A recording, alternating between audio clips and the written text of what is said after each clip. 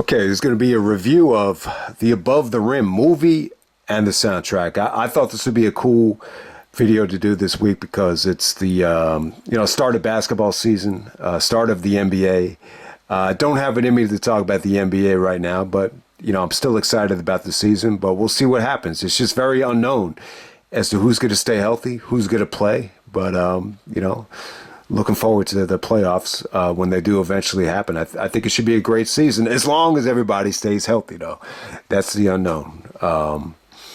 But yeah, 30th anniversary of them wrapping up this film in New York City when Tupac was set up in New York around the same time where, that cost him to do some time in prison after they started wrapping this movie up. But yeah, man, this is arguably the best basketball movie of all time, in my opinion.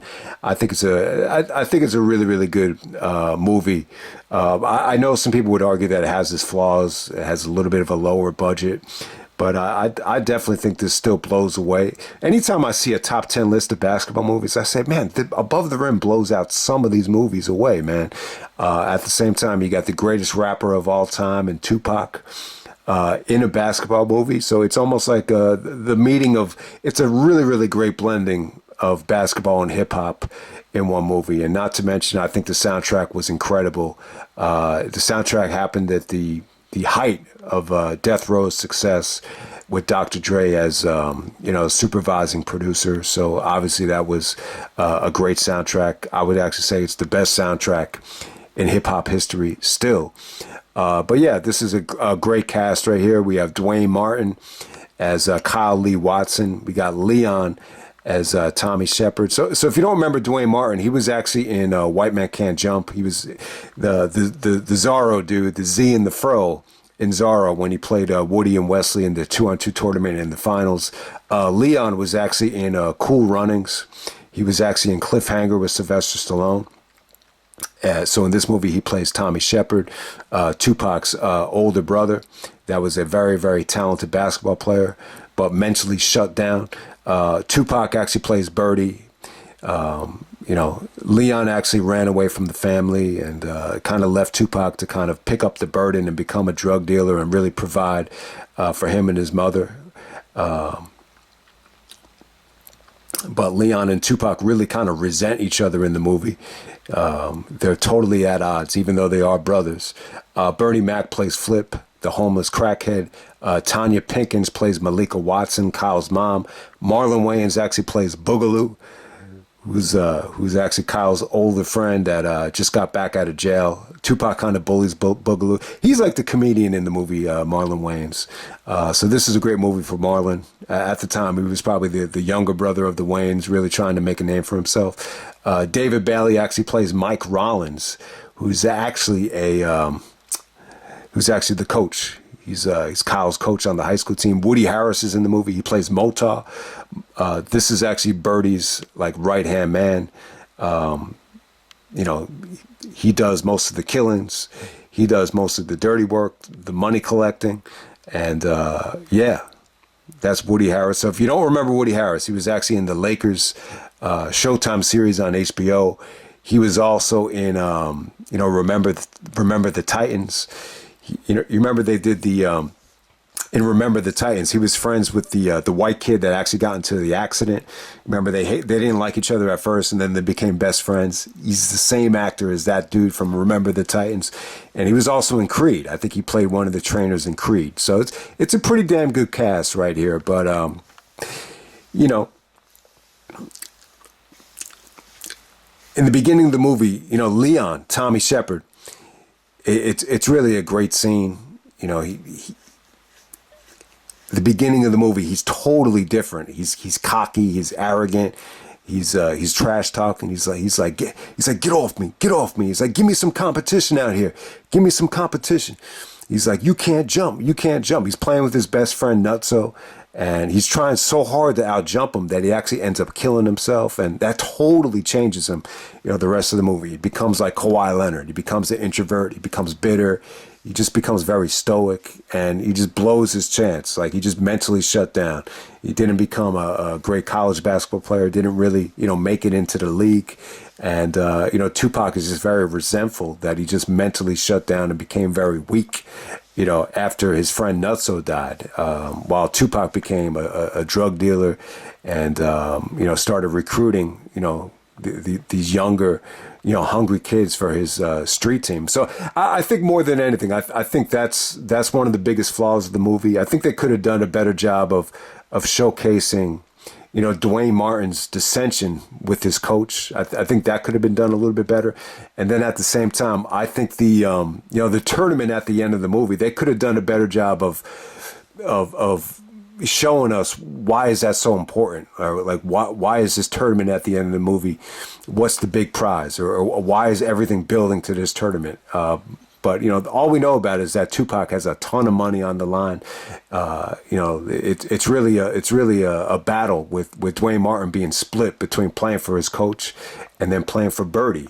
Is he more attracted to the coach that really helped him along the way, or is he more attracted to the lure of fast money, the lure of playing for a street hustler like Birdie? They're both attracted to each other. When Tupac came into the gym, he had this smile on his face. He had a scar running through his face, very much like Don Callis, and then he had a cigar.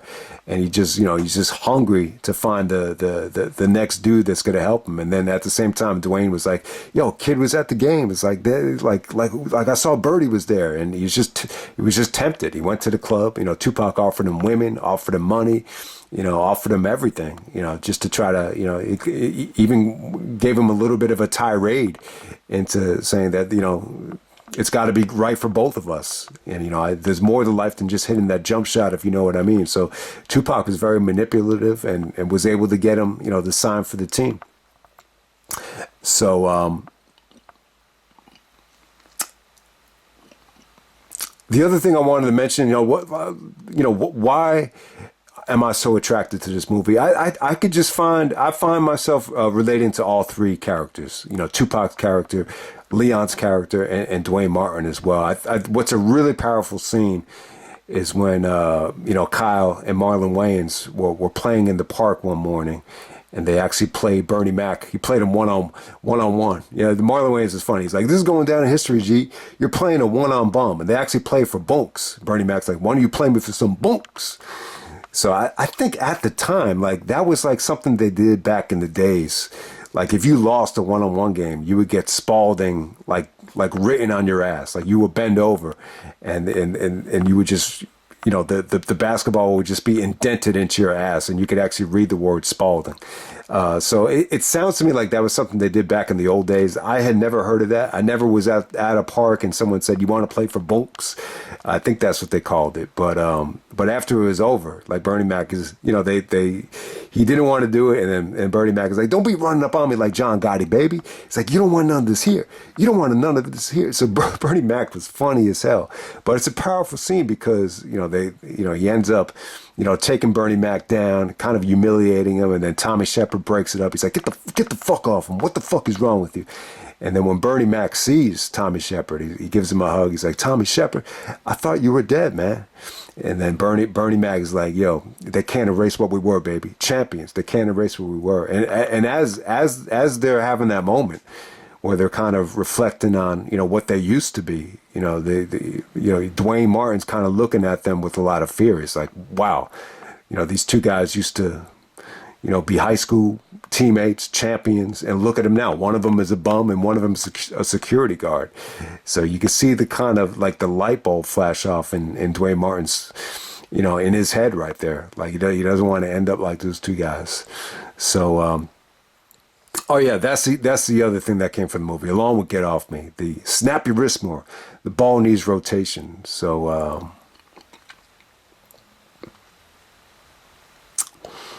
there's some really good scenes in the movie where, Kyle doesn't want to take any advice from Leon, but at the same time, Leon doesn't really want to coach. But whatever he did, give him any sort of advice, he just kind of shook it off and said, why don't I stick to basketball, and why don't you stick to saving bums at the park? It's not to the end of the movie where they finally develop that, respect for each other. But yeah, Tupac steals the show here. I would definitely say. I mean, some of his acting just has tremendous delivery, tremendous passion. So he's Leon's younger brother. And when they actually go visit their mother who had passed away, they visit her graveyard, or they visit her tombstone in the graveyard, and at first they hug each other, and then Tupac's just really reminiscent about what he had to do to provide. He's like, man, shit got bad, I remember, like, I was at the bodega, getting food stamps, and motherfuckers was laughing at me. You could believe that shit? They was laughing at me, and then we had no lights, we had no electricity, we had no food, and then the mama kept talking about old Shep is gonna come back to save us, and then Tupac's like, like, mom thought you was coming back to save us or some shit. Like he's almost like laughing at the idea of him actually coming back. But he's like, but I handle shit though. Like, mom's seen more money in her life than she ever has. Big screen TV, marble floors. Mom didn't have to work. He's like, and I brought that back, and I did that. He's like, me and you together as brothers, nothing could stop us. And then, Leon's just like, what are you talking about? Selling that shit?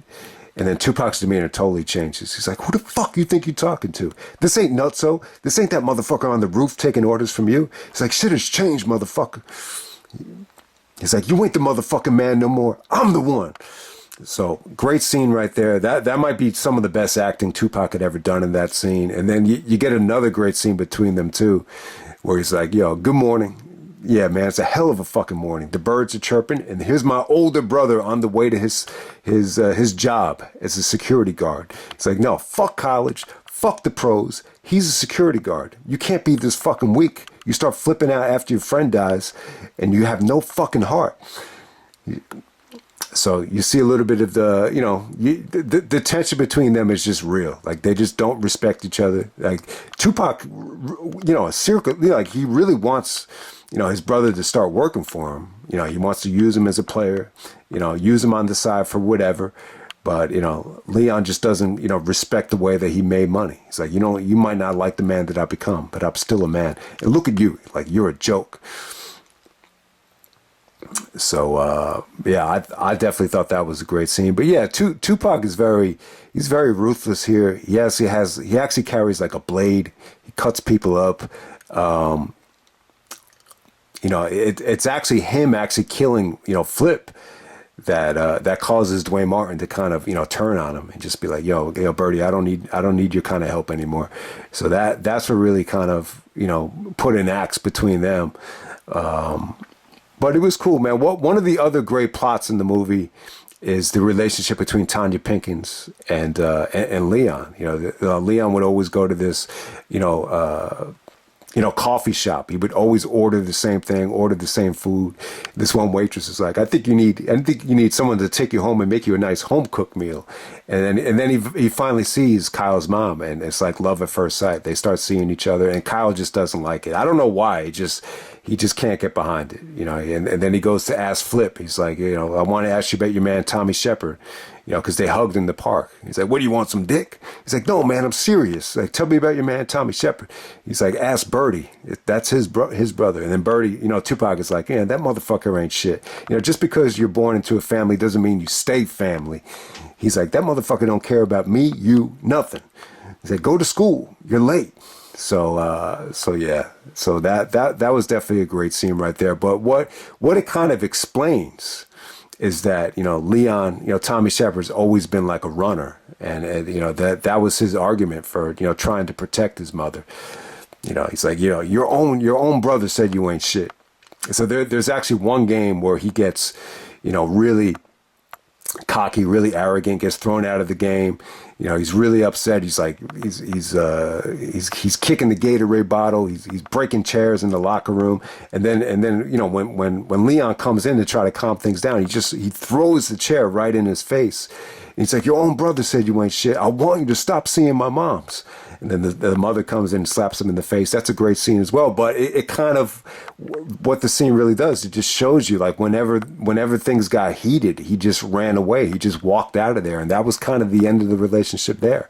And that was it. And then she said to him, like, you're a runner, Thomas. You're a runner. I don't have anything to say to you. Like, he was going to leave town and just, tell them their story before he left. And then after she said that, though, they see each other at a park. Duane Martin at the time, he's a little bit upset, that Bernie Mac is dead. And, Tupac was actually bullying, Marlon Wayans. Because they're getting ready for this street tournament. So Marlon Wayans is like, it's like, does anybody have my jersey? Then Tupac's like, no, man, the jerseys are all for players only. So I appreciate it if you get out. He's like, man, I tell you, get the fuck out. He's like, yo, man.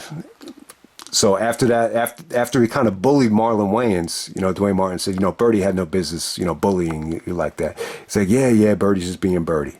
He's like, yo, I'm serious, man. You need to stick up for yourself. All right, and it ended up like that bum Flip, right? He's like, what are you talking about?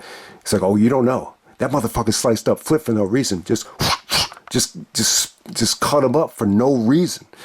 And then you can see he gets a little bit fearful at the time, and he goes into the park to see if Flip is still there. He's not there. And then, Tommy Shepard's there. Leon's there. He's like, Flip ain't here. He's like, where is he? He's like, he's not here. He's like, yeah, I bet you he's getting high or some shit. He's like, no, he's dead. It's Tommy and you play. And then Duane Martin's like, fuck you. Why don't you play yourself? This is a great scene. This is an awesome scene. And he starts throwing the basketball at him. He's like, come on, tough guy. Come on, tough guy. Let me see what you got. And then they start playing. And it's one-on-one. Game up to one, loser, I think, winner gets bunks, loser gets, Spalding written on his ass, that type of thing. So then when they're playing one-on-one, oh my God, the way they kind of, make out Leon here, it's almost like he's the super shredder of basketball. It really is something, man. So, so Duane Martin gets the ball first. He can't do anything. He tries to dribble past him. He tries to do a crossover to him. He's like, no, man, that's a weak-ass crossover. I know you can do better than that. Then he takes the ball away from him a third time. He's like, Georgetown? I don't think so. And then he's like, I want you to show me something. It better not be that weak-ass jumper of yours. Then he tries to take the jump shot. Leon blocks it clean, straight up, and then he dunks it. And he's like, how about some Spalding written on your ass, bunks? Isn't that what you wanted to give, Flip? And he's like, yeah. And then he's like, well, bend your ass over. And then he goes like, and then, Leon walks away from him and he's like, I owe you. And then Leon's like, you hear that, Nutso? The boy said he owes me. He owes me. And then he's looking up to Nutso. He's like, are we even? Are we even? A great scene in this movie. Leon goes to Duane. He's like, you don't owe me. You owe the people that, cared enough to get you here. But you don't owe me nothing. It's a great scene because, what it really does is he's telling them, like, you don't, stay away from the other guys. You got to stay loyal to the people that cared enough to get you here, which is his mother, and his coach. So it's a very powerful scene. I love it, man. I love the scene. It just showed you how they made him out to be like untouchable in this movie. At first you didn't really know what to think of him. He's this dude that would play basketball without a ball. It's like, dude, he's playing ball without a ball. But I don't think I've ever seen anyone presented to look this good in any basketball movie. I remember asking my friend Jason Curry, I was like, did you ever see that dude Leon play from above the rim? I was like, yeah, he looked pretty good. He's like, oh yeah, he looked good in the movie, but I don't think I've ever seen him play before. But they just made him look untouchable. Think about it here. You got a kid that's gonna go to Georgetown and he can't even get a move in or get a shot off against this dude. It's pretty crazy. But yeah, so when the shootout happens, Duane Martin gives all the money back to Birdie. He's like, it's all here, Birdie. I don't need your kind of help anymore. All the money, all the gifts, it's all in here. He's like, you don't have a choice. He's like, you got to play for me. He's like, you're right, Birdie. I don't have a choice. So he ends up playing with his coach in the shootout. So, and then he has a really, really good game. First couple of games, Tupac's watching the game, and he's playing good. And, you get this really, really great scene between Duane Martin and Tupac. You could definitely see his range right here. He's like, so right before the scene, he actually got a letter, to go to Georgetown. The coach gave him the letter. He's like, yeah, something came for you in the mail. Finally, it's a letter from Georgetown. He gives his coach a hug. Then when Tupac sees him, he's like,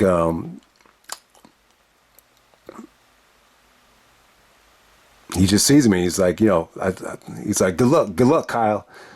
He's like, that's not very polite. I wish you luck. You don't wish it back to me? It's damn near rude. He's like, good luck, Birdie. It's like, thanks a lot.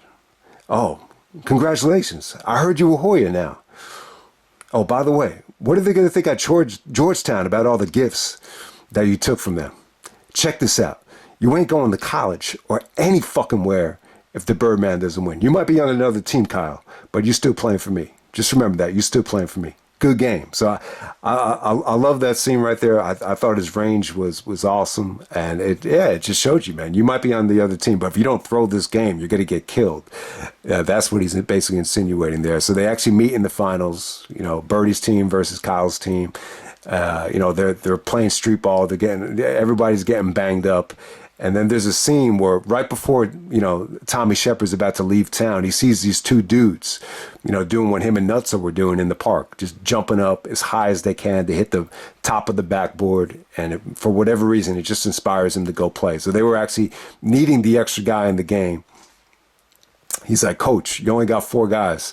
You need one more. And then all of a sudden he comes out of the blue. He's like, put me in, Coach. And it's the same, and I need to make clear, like Leon, he played for the same coach as Kyle, back in the late 70s. And, he always wanted him to coach, always wanted him to play. So he starts playing, and then Tupac just throws a fit. He's like, what the fuck is this shit? He's like, he ain't even in fucking uniform. He can't play. So it's funny. You get to see Tupac as a coach here. Like, this is as technical as he got. He would just say, don't lose this shit. In terms of losing the basketball, he's like, don't turn the ball over, don't lose it. He's like, come on. So you really didn't get anything technical in terms of Tupac coaching. He's like, just don't lose this shit for me. He's like, don't get beat by this broke motherfucker. Like, that's really all he would say. But at the beginning of this game, when Leon actually comes into the game, like, they're really roughing him up. But there's a little bit of an interaction between, Duane Martin and Leon, where he's basically like, why are you doing this? Why are you doing this? It's only a game. And he's like, yeah, not to me. It's more than just a game to me. And then after that, man, he just gets on a roll. Like, he's just, every time he gets the ball, he's basically doing the, snapping his wrist. The execution of the jump shot looks smooth. He's dunking on everybody. Like, nobody could stop him. His form was pretty damn good. Yeah, because that was his catchphrase: "Snap your wrist more." The ball needs rotation, and you could see it in the jump shot too. He looked like a great player, and they actually brought them back. The ending actually comes when Leon actually steals the ball from Woody Harris. Yeah, as Woody Harris has the ball, Tupac's like, don't lose this for me. Don't lose this shit. And then Leon steals the ball. Right before the clock expires, he throws the alley-oop to Duane Martin.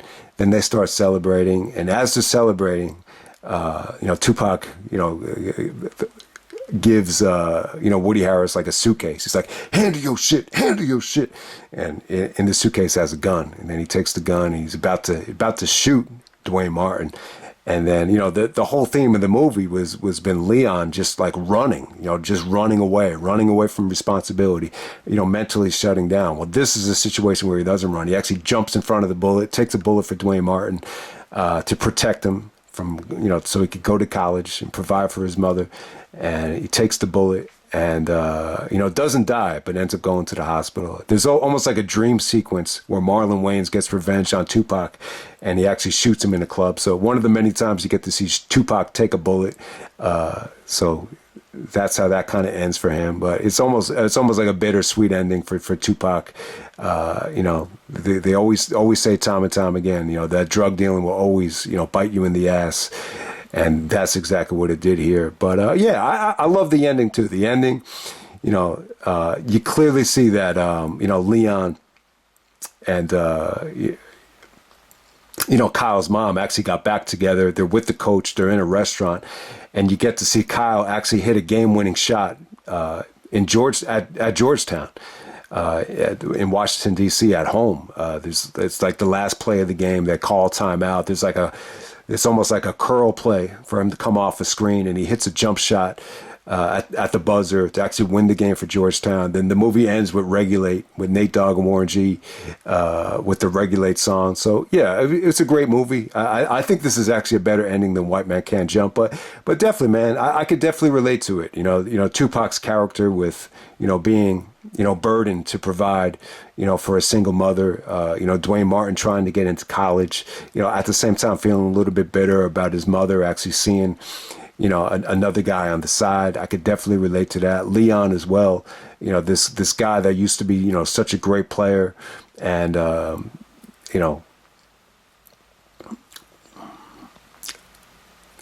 still, like, whenever you see him in the park, he looks great. But you say to yourself, like, why didn't you make it?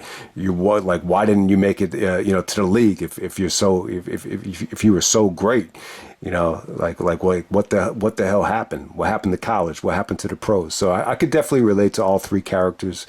I think it's definitely a great movie. Now let me transition to the soundtrack here. So the soundtrack released on March 22nd, 1994, recorded 93, 94. So I'm telling you, man, if you have the cassette, that boosted the quality of the whole soundtrack. You got 2 extra Tupac songs. But yeah, man, Dre was actually the supervising producer. And yeah, I think everything he picked here, was great. But I'm thinking, like, he actually cut, 2 Tupac songs from the actual release. Maybe that kind of ties into the beef that Tupac and, Dr. Dre had. I mean, maybe he looked at it as disrespectful. Like, you cut, Pain is actually like the theme song of the movie. When the credits start rolling, you actually see Pain, Pain is actually the Tommy Shepard's theme in the actual movie. Then you have Loyal to the Game, Tupac reuniting with Tretch to end the actual, cassette. But yeah, man, it's a great soundtrack. It really made Warren G a star. And you always say to yourself, how come Warren G didn't end up on Death Row Records? Because, Regulate was so huge. I don't know why. Maybe Suge just wasn't a fan of Warren. And the funny thing about it is Warren G and Dr. Dre are half brothers. So how does Warren G not end up on Death Row? This song blew up, man. And it was so popular that, Warren G labeled his first album Regulate the G-Funk Era, and that sold really well. I know people that didn't even like rap that liked Regulate. And I'll tell you a funny story about my brother. My aunt and my brother and me, we were actually at it was either a Kids R Us or a Toys R Us, and my brother Alex, he was just singing the song, and one of the lyrics goes like, if you smoke like I smoke and you high like every day. And so my brother was like, if you smoke like I smoke and you high like every day. And my aunt was like, what did you say? What? So that was pretty funny. But yeah, Regulate set the world on fire, man. Warren G and Nate Dogg had incredible chemistry. The lyrics were great. It was easy to understand Warren G. Nate was soulful. Great beat, great sample. The video was on fire in the summer of 1994. SWV, I think, actually had the first single, the Anything single. This was just a great R&B track. It was just funky R&B, very soulful. The remix with Wu-Tang, Method Man Stole the Show. I think he had Method Man, Old Dirty Bastard, and You God in the actual remix. So it was just cool to see East Coast dudes jump on a West Coast soundtrack. So it's really, really funny because it's an East Coast movie with a West Coast soundtrack. Old Time's Sake, the second song, by Sweet Sable. I thought that was a great track. That's just an old, soulful R&B song. And it's funny because I remember in Family Life, was it Health or Family Life? You had to actually bring a song about like love. It had to be like a love song. And I was just trying to think, like, do I even have any love songs in my collection? And this was the song I picked. And I didn't realize it until I started playing the song in class. The lyrics actually go like, smoking a blunt and sipping on a Heineken. And then the whole class just started laughing when that happened. I just had to apologize. I was like, man, I didn't even realize those lyrics were actually in the track. Part-Time Lover featuring Jodeci and DeVante as the producer. That was another really good R&B track, a nice, soulful R&B track. If I Could Be Your Part-Time Lover, very funky, very G-funk oriented, blended in with the Jodeci. A lot of the rappers love Jodeci. Even Biggie was playing Jodeci on some of the sexual skits on his album, and that Part-Time Lover song, it fit really well in the movie with Tupac trying to manipulate Duane Martin into, sleeping with, one of the prostitutes or one of the women in the movie. Big Pimpin', when this song came out, I used to play it all the time, man. I used to rewind this when I got the tape. Snoop's verse was so entertaining, man. So Snoop sounded a little bit, this is the first time where I thought Snoop sounded a little bit cocky, a little bit laid back, but at the same time arrogant. But he was so untouchable at the time that it just worked. That whole line about how, you only give a fuck about a bitch because your name is Snoop Dogg. That you don't give a fuck about a bitch because your name is Snoop Dogg, because bitches ain't shit but hoes and tricks. And he's like, ha ha ha, dee dee da dee da. Listen to the sound of my man Doggy Dog. I mean, it was just such an entertaining verse. Daz's beat here was really unique. What's the name of the dude at the end of the track? Man, he's just kind of that big pimpin' dude. It's really, really a weird track, but that big pimpin' beat is sweet. What else here? So the funny thing is, when the soundtrack came out, Pour Out a Little Liquor, it was just Thug Life. But it's only Tupac on the song, but he wanted them to get credit for Thug Life, because the Thug Life project was coming out later that year, so that was a good way to market it. Like, don't call it Tupac. Just have it titled Thug Life, Pour Out a Little Liquor. And that's a great track right there. It's just, paying tribute, paying homage to everybody that passed away, all the soldiers that died in Tupac's life. Pour Out a Little Liquor. They actually played this after Leon got shot at the end of the movie, and that fit really well for the actual movie. Yeah, Tupac was great in that song, though, Pour Out a Little Liquor. Great track right there. The Afro Puffs, Lady of Rage, featuring Snoop. That was another video, another great track. The Lady of Rage, one of the best female MCs ever. It's a shame that the album didn't come out when everybody was still there, like Dre and Snoop and Tupac still being alive. I think the album would have done really well. They promoted it a lot in the summer of '94 that, Lady of Rage was going to be dropping soon. And, here's the Afro Puffs. I mean, she was a great rapper. I mean, bar for bar. I mean, she was a lyrical beast. I think she was actually from Virginia, but, she made her way to Death Row, and the Afro Puff song was great. There's actually a remix with Snoop actually doing like a freestyle verse. But Dre was all over that track. You could definitely see, this is the only track that Dre produced on the album. Daz produced, Big Pimpin', and another track at the end of the album. But you could just tell, like, Dre's presence on Afro Puffs was huge. You could just hear the quality in the track because, they had him on that track right there.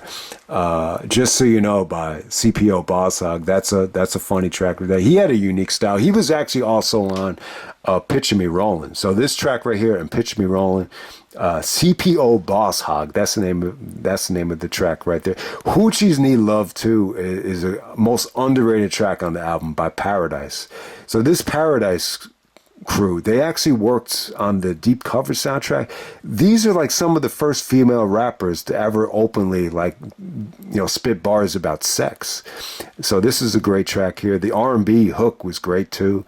I just thought it just had such great G-funk riffs to it. It was really dope, man. Hoochies Need Love Too. Great track right there. Performed by Paradise, which I believe is like a rap female group right there. Crackin' by O.F.T.B. This is actually produced by DJ QUIK. They actually played this track when Leon was playing ball without a ball. He's like, yo, he's playing ball without a ball, man. So they actually play Crack 'Em during that. That's a great track. Even some of the songs that are, R&B are really, really good. You Bring the Dog Out of Me is a fun track. Blowed Away by B. Rezzil. Snoop actually just put this on his Death Row Summer mixtape that just came out last summer. It's just kind of a collection of just, old Death Row tracks that he was able to monetize. And he put that on there, that Blown Away track. That's more of just, that's actually more of an R&B track about me and the homies getting blown away. It's really, really soulful, but there's some G-Funk riffs in there too. It's Not Deep Enough by Jewell. So yeah, really, like Dre was really the first one to really, try to get girls to rap about sex. And, Jewell wasn't a rapper, but she was a female R&B vocalist that was very open to doing songs about sex, whether it be Bitches Ain't Shit or, It's Not Deep Enough, which is, clearly about the dick not being deep enough. So this stuff that started out on the West Coast really kind of opened the door up for Lil' Kim and Foxy Brown to do songs about sex. So Dog Pound for Life by Daz, produced by Daz, I think it's a great track, but you could definitely tell, like, Dre not being involved with the mixing of Big Pimpin' and Dog Pound for Life. Like, it felt like they were both missing something with the layering of the beats. But yeah, Dog Pound for Life. It features a recycled Snoop verse that you heard Snoop do time and time again. I think a OG from Daz's album, he actually uses this same verse. Corrupt steals the show with his verse, man. It's just a very aggressive, very lyrical, very dark track right there. But yeah, the bonus stuff is the best stuff on the album. I think Pain is definitely one of Tupac's best songs. He recorded this when he got out of jail for actually shooting the two cops in the ass from Atlanta when they were harassing a black dude in the South. When he got out of jail, he wrote this song with Stretch. It's called Pain. So you could just hear the emotion in his voice. The beat is just very cinematic. I thought it worked really well in the movie. My Money Right. I could see why Drake cut this from the movie, but it worked better in context of the movie. It's a very like underground, gritty, grimy track. It's like, I got to get my motherfucking money right. It actually worked well when Tupac's henchman was trying to, stick the two guys up to pay the rent or pay the rent money in the street. And then Loyal to the Game is a great track.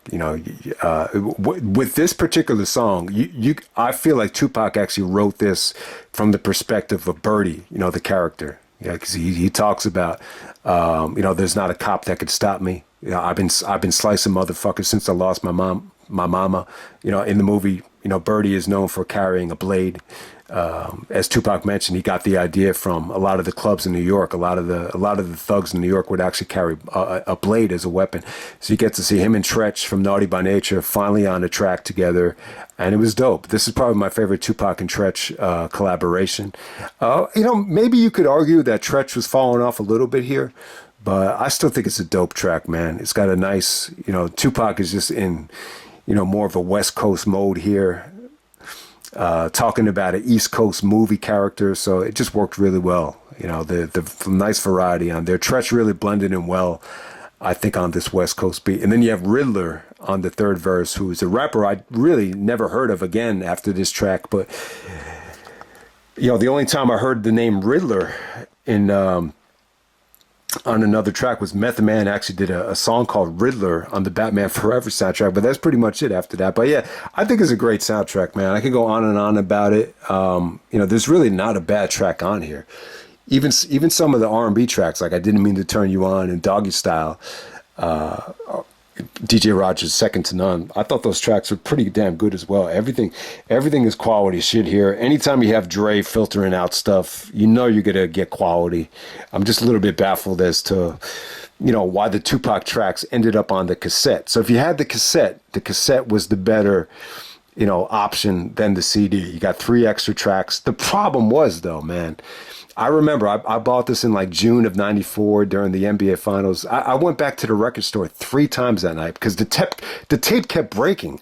Because every time you try to fast forward it, I think it would start breaking on me because, normally tapes are not meant to be that long. So maybe that's why I kept breaking. But I swear to God, I went to the record store 3 times that day. They probably got sick of seeing me. They didn't charge me for the tape, but every time it broke, they would give me a new tape.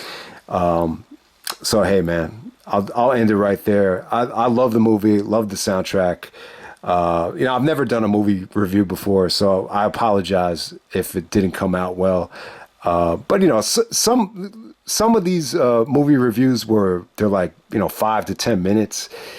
I don't know, man. I just feel like a lot of times I'm just a little bit like, I just wish they would go a little bit more in depth. So, I usually don't do movie reviews, but for this one, I had to do it. Start of basketball season. Hope everybody enjoys the NBA season. We'll see what the Lakers can do. We'll see what Phoenix can do. We'll see what Denver can do. But I'm gonna ride with the Bucks. I hope the Bucks win it because of Dame and Giannis, two of my favorite players on the same team, two good guys. I like to see Damian Lillard win a ring. But we'll see what happens, man. Hopefully the Clippers can stay healthy. I hope everybody stays healthy. Protect your ankles, protect your calves. Don't end up like me. And we'll see what happens.